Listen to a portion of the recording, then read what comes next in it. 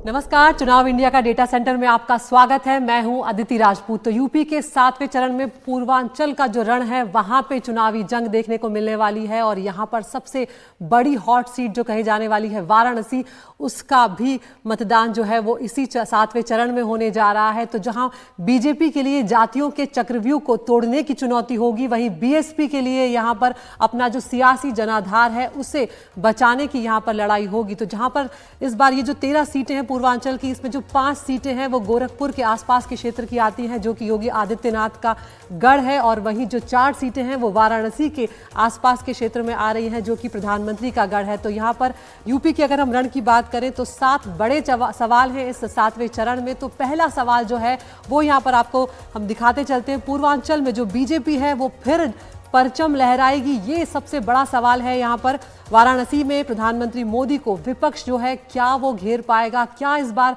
जीत का मार्जिन जो है बीजेपी एक अलग 10 लाख का टारगेट यहाँ पर लेके चल रही है। तीसरा सवाल गोरखपुर और आसपास के जो क्षेत्र दिखे हैं जो वहाँ पर, क्या उसमें योगी आदित्यनाथ का जलवा जो है वो दिखने को मिलेगा। इसके अलावा मिर्जापुर में जातियों की जो जंग है उसमें आखिर कौन है जो बाजी मारेगा। गाजीपुर में अफजाल अंसारी को पटकनी क्या दे पाएगी बीजेपी, ये बड़ा सवाल है। छठवां सवाल यहाँ पर बलिया की अगर बात करेंगे तो एसपी और बीएसपी का जो चक्रव्यूह है उसे क्या नीरज शेखर जो कि चंद्रशेखर के बेटे हैं वो तोड़ पाएंगे उस चक्रव्यूह को, ये एक बड़ा सवाल रहेगा। और 7वां सवाल ओपी राजभर से बीजेपी को कितना फायदा होगा, ये 7 सवालों पर हम अपनी चर्चा को आगे बढ़ाएंगे। दोनों खास मेहमान हमारे साथ अमिताभ तिवारी जी, अदिति फडणवीस जी बने हुए हैं और बीजेपी को उम्मीद है यहाँ पर सुहेल देव भारतीय समाज पार्टी जो है वो यहाँ पर उनके लिए मददगार साबित होने वाली है, वोट बैंक जो है वो उनका बढ़ाएगी। सपा जो है वो ओबीसी पर अपना मत बनाती हुई यहाँ पर चलती हुई नजर आ रही है। तो सबसे पहले अमिताभ जी मैं आपके पास ही यहाँ पर आना चाहूंगी। जिस तरह से हम देख रहे हैं पूर्वांचल की 13 में से जो 11 सीटें हैं वो बीजेपी गठबंधन के पास हैं। जातियां बहुत अहम भूमिका निभाती हैं। सपा ने जातियों पर बहुत जोर लगाया है, पीडीए पॉलिटिक्स, नॉन यादव पर ध्यान दिया है। ऐसे में अपने स्ट्राइक रेट को बनाए रखना बीजेपी के लिए कितनी बड़ी चुनौती होगी यहाँ पर। बीजेपी या एनडीए 11 सीटें जीती है, यहाँ छोटे पार्टियों का बहुत इंपॉर्टेंस है। एसबीएसपी, राजभर समाज, निषाद पार्टी, मल्ला समाज, अपना दल, कुर्मी पटेल समाज, और इस बार समाजवादी पार्टी ने भी non Yadav OBC vote block में सेंध मारने की कोशिश करी है। यहाँ पर दलित और मुस्लिम आबादी भी ठीक ठाक है।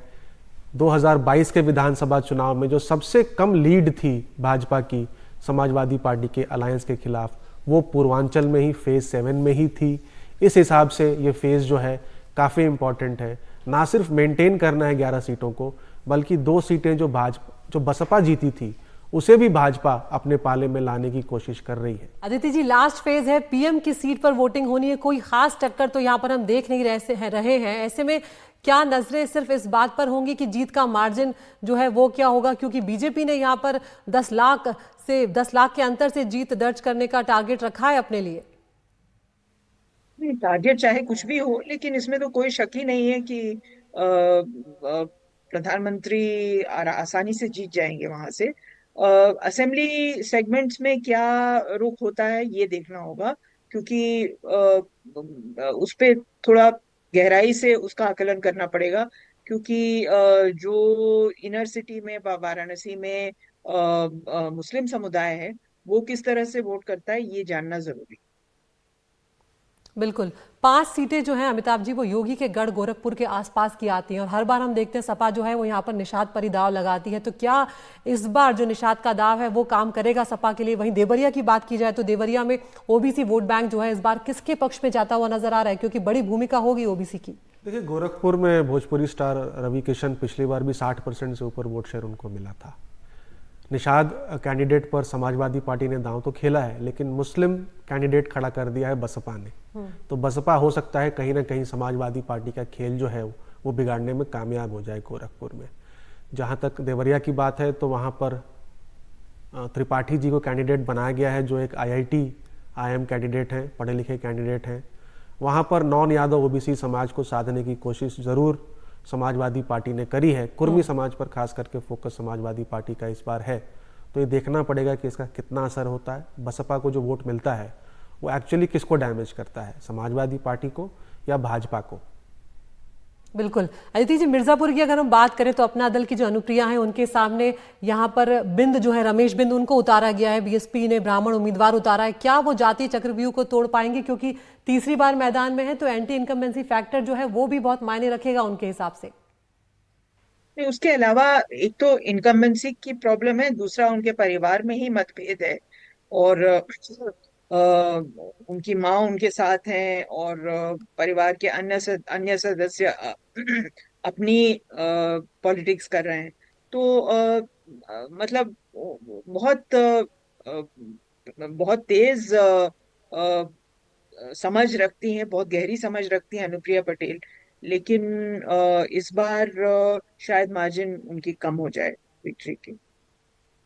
अच्छा, लेकिन आपको लगता है यहाँ पर कि मार्जिन भले ही कम हो सकता है लेकिन उनकी पकड़ अच्छी है और तीसरी बार लौटने का पूरा दमखम वो यहाँ पर रखती है। लेकिन अमिताभ जी, अगर हम बात करें यहाँ पर एसपी की, तो सपा ने जिस तरह से इस बार जाति समीकरण का बहुत ज़्यादा ध्यान रखा है, अगर उन 5 अपने परिवार की सीटों को छोड़ दिया जाए तो नॉन यादव जो हैं उनको मैदान में उतारा है। इसके अलावा पीडीए पॉलिटिक्स पर उन्होंने बहुत जोर दिया है। तो क्या लग रहा है, क्योंकि बार बार अखिलेश यादव ये दावा करते हुए नजर आ रहे हैं कि इस बार यूपी जो है वो चौंकाने वाले नतीजे देगा? देखिए, 32% वोट शेयर समाजवादी पार्टी को विधानसभा में मिला था और भाजपा को 41%। तो अगर वो भी बेस मान ले तो बिना बीजेपी के वोट बैंक में सेंध मारे और बसपा के वोट बैंक में सेंध मारे समाजवादी पार्टी के लिए जीतना मुश्किल है, क्योंकि लीड बहुत बड़ी है। लोकसभा के हिसाब से 15% की लीड है भाजपा को। तो non Yadav OBC vote block जो है वो लगभग 30% की आबादी है। जाट समाज भी कहीं ना कहीं आरएलडी की वजह से एनडीए के पास आ गया है। और उनकी ये भी कोशिश है कि जो नॉन जाटव वोट हैं बसपा के पास, खैर जाटव वोट भी जो बसपा के पास है वो भी इस बार शिफ्ट हो जाएं। 6 कैंडिडेट उन्होंने जाटव समाज के भी इस बार खड़े कर दिए हैं, 2 तो उन्होंने जनरल सीट पर खड़े कर दिए हैं जाटव कैंडिडेट।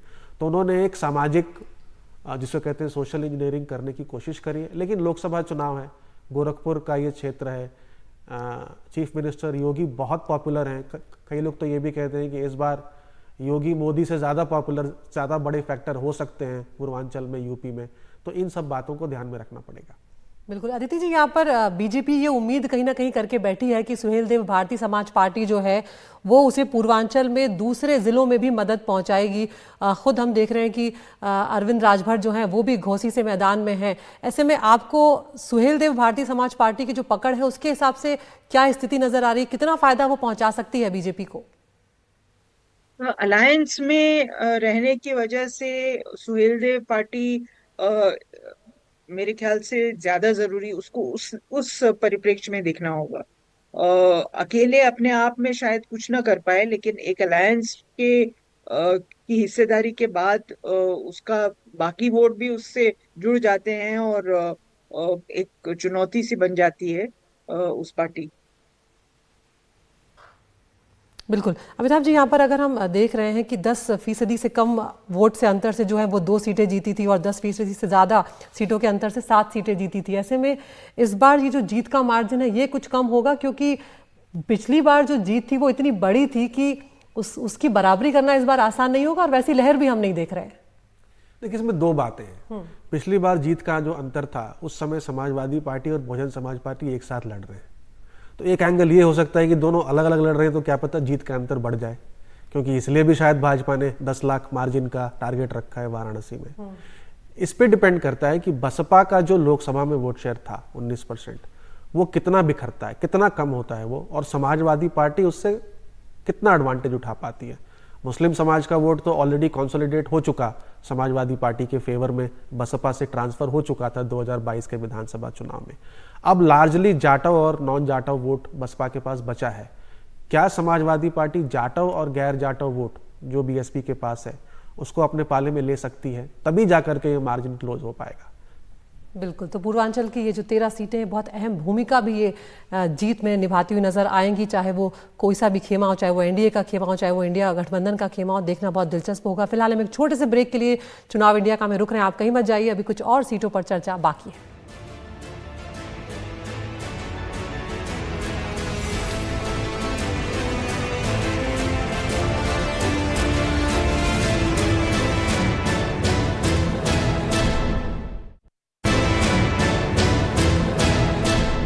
ब्रेक के बाद एक बार फिर से आपका स्वागत है। पूर्वांचल के समीकरणों की हम यहाँ पर बात कर रहे हैं। 13 सीटों पर मतदान है, पूर्वांचल की 13 सीटों पर। अगर हम बलिया सीट की बात करें तो यहाँ का समीकरण बहुत ही दिलचस्प है। पूर्व प्रधानमंत्री चंद्रशेखर 8 बार यहाँ पर सांसद रहे। हमेशा से सपा और बीजेपी में सीधी टक्कर देखने को मिली है।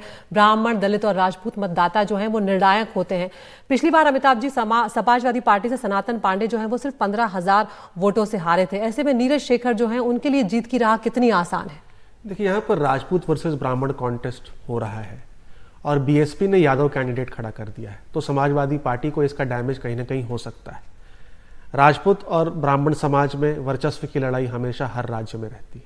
इस बार ये भी खबर है कि राजपूत समाज थोड़ा नाराज चल रहा है भाजपा से, तो अब देखना पड़ेगा कि इन सब बातों का कितना असर होता है। चंद्रशेखर के बेटे हैं तो जरूर उनको वहाँ पर एक एडवांटेज रहेगा, एक हिस्ट्री है, लेगेसी है उनके साथ। अब देखना पड़ेगा कि बीएसपी कितना डैमेज करती है समाजवादी पार्टी को। और पीडीए जो नारा है, स्लोगन है समाजवादी पार्टी का, उसमें ए फॉर अगड़ा है, तो क्या अगड़ी जाति भी समाजवादी पार्टी के पीछे है इस बार? गाजीपुर की बात करते हैं, जहां पर दिलचस्प लड़ाई है। यहाँ पर सिटिंग सांसद बीएसपी से अफजाल अंसारी हैं अदिति जी, और इस बार सपा के टिकट पर हैं मनोज सिन्हा के करीबी पारसनाथ राय जो टक्कर दे रहे हैं। तो अफजाल को मुख्तार अंसारी के प्रति जो सहानुभूति का भरोसा है यहाँ पर अफजाल को, क्या लग रहा है यहाँ पर आपको? कहना बहुत मुश्किल है क्योंकि मनोज सिन्हा पिछली बार हार गए थे। हालांकि इसकी उम्मीद हम लोग को नहीं थी। भूमिहार समाज काफी संख्या में है वहां पर, और इसीलिए शायद अफजाल अंसारी के खिलाफ मनोज सिन्हा के निकट सहयोगी को वहां खड़ा किया गया है। अब देखिए क्या होता है। कहना बहुत मुश्किल है कि अफजाल अंसारी मुख्तार अंसारी की सहानुभूति की वजह से उनकी जो जो उनकी डेथ हो गई थी उसकी वजह से शायद उनको सहानुभूति मिले। उल्टा और लोग भी कहेंगे, और लोग इकट्ठा होके कहेंगे कि हमें अफजाल अंसारी जैसा सांसद नहीं चाहिए, तो कंसोलिडेशन भी हो सकता है। कहना मुश्किल है। बिल्कुल। तो अमिताभ जी, अदिति जी, आप दोनों का बहुत बहुत शुक्रिया। तो ये देखना बहुत दिलचस्प होगा कि यहाँ पर पूर्वांचल में जो जातियों का चक्रव्यूह होता है, इससे आखिर कौन भेद पाता है और कौन यहाँ पर जीत दर्ज करता है। चुनाव इंडिया का डेटा सेंटर में आज इतना ही। नमस्कार।